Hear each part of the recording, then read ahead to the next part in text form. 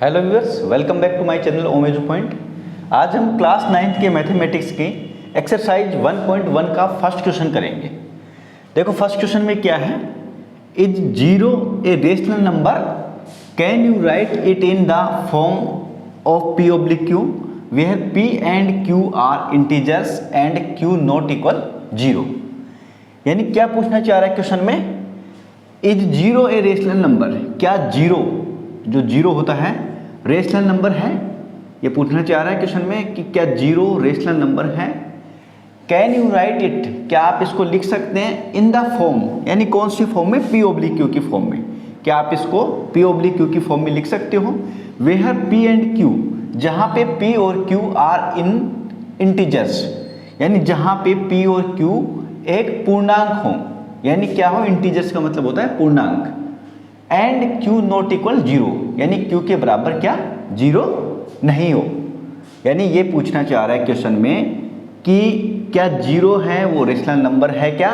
दूसरी चीज, क्या इसको आप पी ऑब्लिक क्यू की फॉर्म में, यानी पी बाई क्यू की फॉर्म में लिख सकते हो, जहां पे पी और क्यू इंटीजर्स हो और क्यू के बराबर जीरो ना हो। ये आपको क्वेश्चन में दिया हुआ है।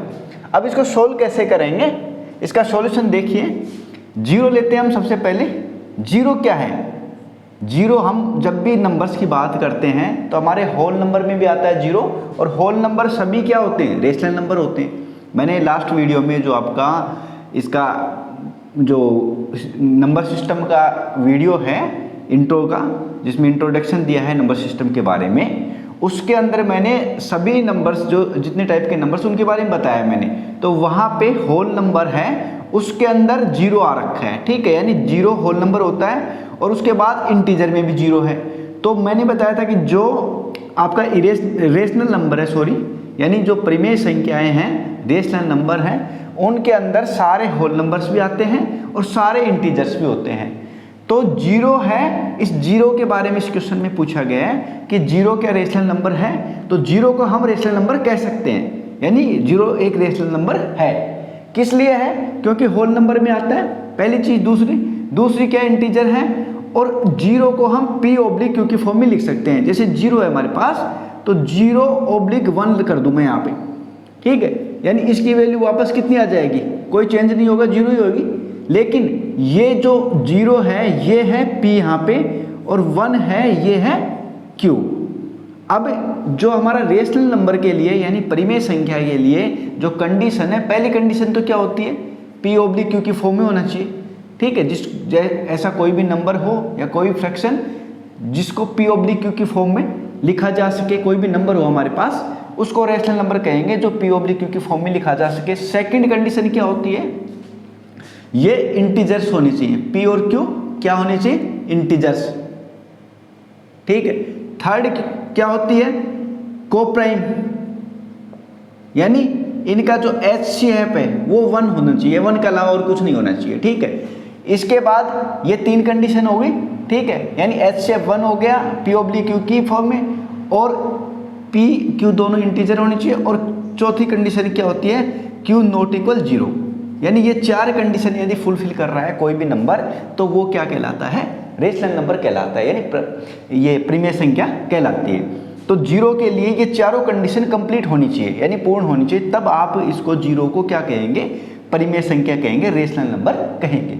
तो चारों कंडीशन लगाते हम। जीरो देखो क्या है, इंटीजर्स है। सबसे पहली तो जो जीरो है क्या है, एक इंटीजर्स, ठीक है। दूसरी कंडीशन क्या है, पी ऑब्लिक क्यू की फॉर्म में, वन लगा दूं इसके नीचे, पी ऑब्लिक क्यू की फॉर्म में बन गया, यानी यहाँ पे तो ये तो क्या हो गया पी, ये हो गया क्यू। इसके बाद कोप्राइम, यानी एक कोप्राइम है, यानी इनका जो HCF निकालोगे आप तो वन होगा, इसके अलावा और कुछ नहीं होगा, ठीक है। चौथी कंडीशन क्या है, क्यू नॉट इक्वल जीरो, यानी क्यू जीरो के बराबर नहीं होना चाहिए। क्यू की जगह क्या है, यहाँ पे क्यू के बराबर क्या दे रखा है, वन है। यानी ये हमारी चारों के चारों कंडीशन इसके लिए रेशनल नंबर के लिए फुलफिल हो रही हैं, तो जीरो एक हमारा रेशनल नंबर है। यानी इस क्वेश्चन के अकॉर्डिंग इसका आंसर हम इस तरीके से लिख सकते हैं कि जीरो को लेंगे हम सबसे पहले, फिर जीरो को रेशनल नंबर में, यानी इसको पी ऑब्लिक क्यू की फॉर्म में लिखेंगे, यानी जीरो ऑब्लिक वन लिख सकते हैं, जहाँ पे पी जीरो क्या हो जाएगा, पी, और वन हो जाएगा क्यू। और सेकंड कंडीशन इसकी क्या होती है कि भाई क्यू के इक्वल 0 नहीं होना चाहिए, तो क्यू के इक्वल क्या है 1 है हमारा। तीसरी चीज क्या है को प्राइम, यानी इनका एच सी एफ क्या होना चाहिए 1 होना चाहिए, 1 एच सी एफ दोनों का लिख सकते हैं हम। और इसके बाद क्या है दोनों क्या पी और क्यू क्या होने चाहिए इंटीजर्स। अब ये दोनों के दोनों इंटीजर्स भी है, यानी 0/1 आप 0 और ये नीचे 1 लिखा है, ये दोनों इंटीजर्स भी हैं। तो ये क्वेश्चन हमारा यहीं पे खत्म होता है।